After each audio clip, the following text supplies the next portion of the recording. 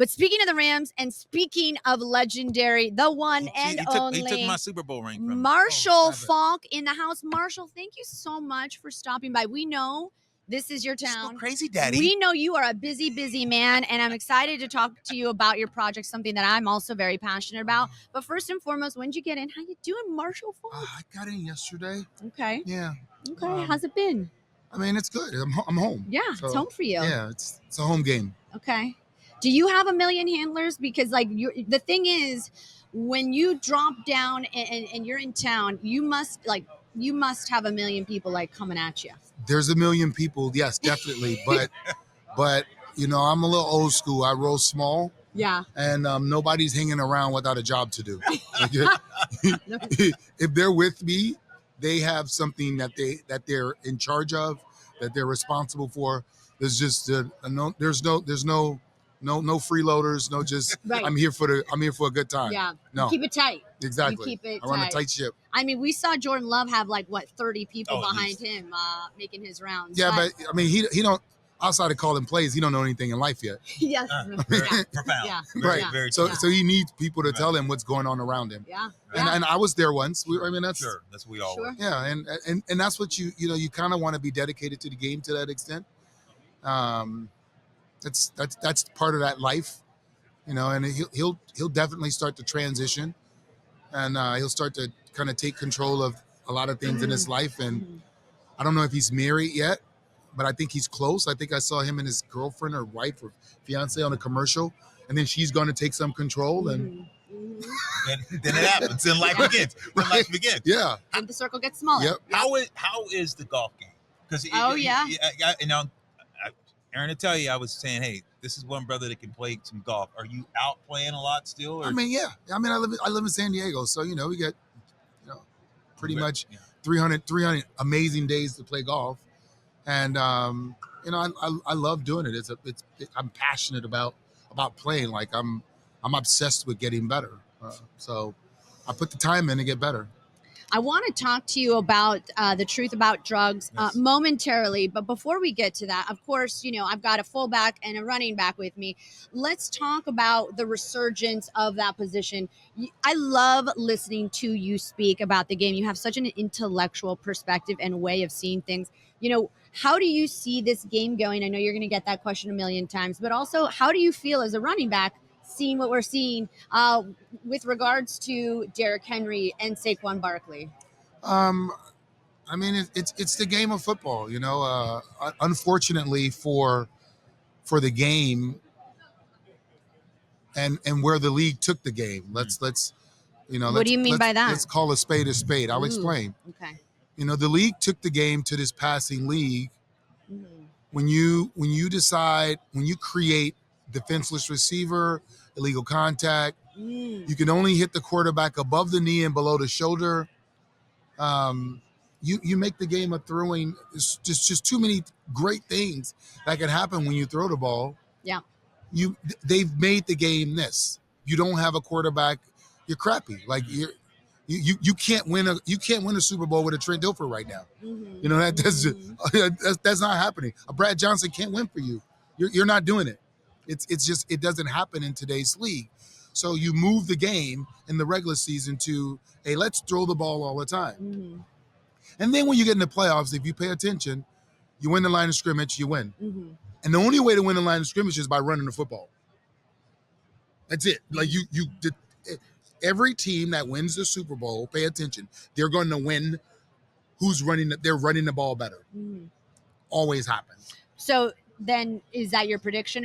Where are you leaning towards? Because we're seeing just like Pat Mahomes, even lesser play this season. He's sacked career high 36 times this year.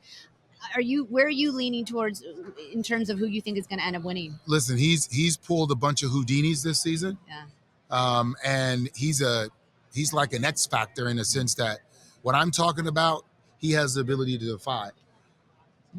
But winning the line of scrimmage is the most important thing. But in winning the line of scrimmage, the quarterback that plays the best always wins.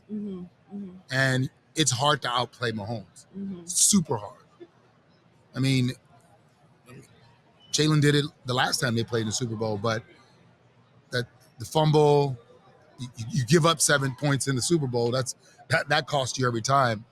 And as much as I Bleav Philadelphia is going to run the ball better, and better might not be more yards, better may be more effective. I think that they're going to have to throw the ball. You got to throw the ball to beat Pat. You think you think Kansas City can slow down Saquon? And is it Spags? You love the way just he comes at you from the defense, because Philly has a pretty good defense as well. How are you predicating these defense plays? I don't. I Bleav that there's nothing that Andy Reid and Patrick Mahomes hasn't seen before. Let's just like, bar none. Now, I Bleav that Spagnuolo has a knack for creating something that a coach hasn't seen or maybe didn't prepare for. And my question is this, and this is always like, can Saquon play the game and allow the game to come to him, or is he going to be trying to hit the big play?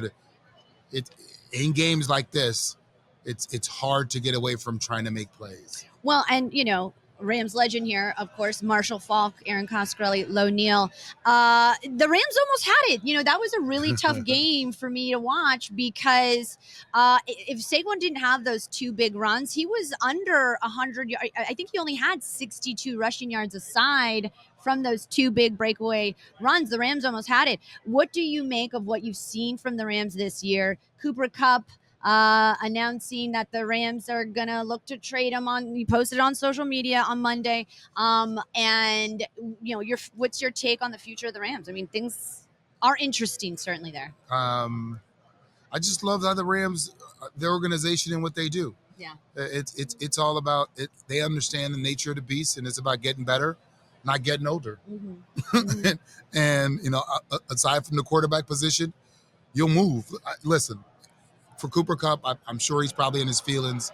He's feeling some type of way. But Luka Doncic, like this, like, hey, if he can get traded in any sport, anybody can go. Like, it's just don't think you're above being moved. And I learned that back when the 49ers allowed Joe Montana to go to Kansas City. I was like, are you crazy? Right.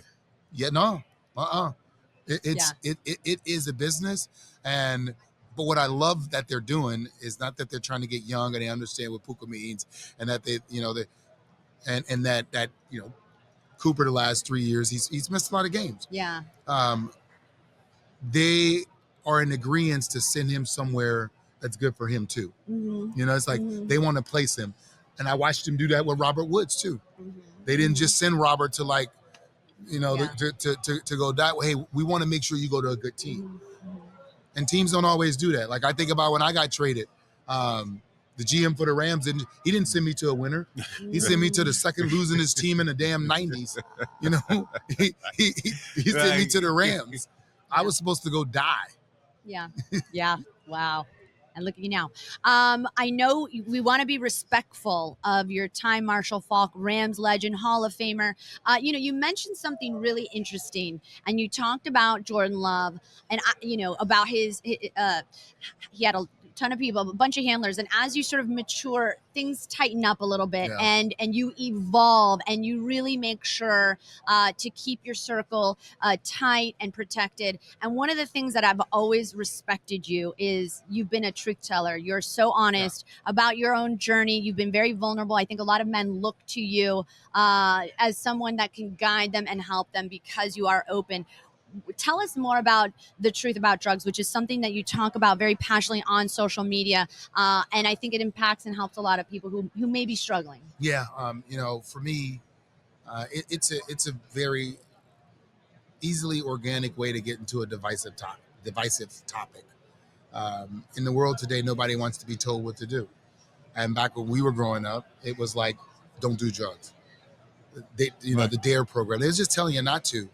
The kids today are smarter. So you have to provide them education, and you got to tell them the truth about what it's like doing different drugs and what are some of the what are the downsides, what are the repercussions. And through education is how we're reaching them, letting them know, like, hey, even vaping, Even alcohol. Like, these are the issues. We may be able to have a drink, but there's somebody that can't have a drink because that drink leads to Yes. a whole bottle. Yeah. And then there's a whole nother spiral. Mm-hmm. And you got to know yourself, and you got to know what the opposition is in the sense of whatever you're doing. So I don't go around telling people don't do it. I'm like, educate yourself on what you're doing, make sure you understand what it is, and then make the best decision for you. Right. And that's my approach with this. Yeah. What's fulfilling when you're doing this approach? Because people don't need told what to do. This ought to be reminded. I totally agree with you. And what do you get out of it when you're doing this? What is the biggest thing that you take away from it? The biggest thing that I take away from it is when kids then start telling kids.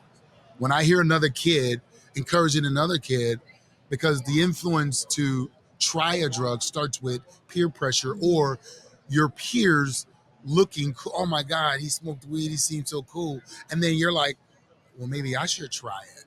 Right. Yeah. This is the reverse effect. Yeah. Hey, I went to this website, I learned this about, don't do that. And then that person then says it to someone else. Yeah. It's the same domino effect, man. It's like the same things that move something bad, move things in a good way. Mm-hmm. I mean, and I love it because you're using your influence, and it's for such a good cause. I think it's not about drugs. It's about drugs are the symptom of an addiction, and to be educated on the sort of the downside, like you said, it is a domino effect. And when we see people that we admire or respect and who have influence, and they use their platform for good, for education, I think it really does. I can only imagine how fulfilling that is, and it's amazing. It is. It is changing lives, saving lives, and really educating people on just what's going on. Well, where do people get information if they want to? Drugfreeworld.org. Yeah, you go to drugfreeworld.org. We provide educator kits. We have curriculum that we put in schools. We teach teachers how to teach. Wow. It's funny because I remember I just did something at my high school, and I remember in middle school, it was the fuss on do we teach sex education or not? Mm-hmm. Because it was it's so taboo, and a lot of parents and people think I don't want my kids learning about sex, and the same thing is about drugs. I don't want my kids you better allow me to teach them before the streets teach them. Right. That part. Right. Oh, that's Because if the streets teach them, oh man, it's a whole nother story. So that's the idea of how we look at this. Mm-hmm. Allow us to teach your kids about like what it is, how it is, and then you got a kid that's smart, that's making decisions, or a kid that's not smart. Yeah. And they have information to make decisions. Yeah, amazing. Yeah, it Marshall is. Faulk. We know how busy you are. We'll let you go. All good. Real quick, let's take a selfie Good to see you because guys. when Marshall's in the house, we got to document it. Hold on, real quick. Let's get this in. See, I'm terrible at this. Okay, 1, 2. There we go. Marshall Faulk, thank you so much for stopping by. Rams legend, Hall of Famer. Love this guy. He is so much fun to listen to him talk about the game, right? I would have won a Super Bowl if that guy didn't play for the Rams.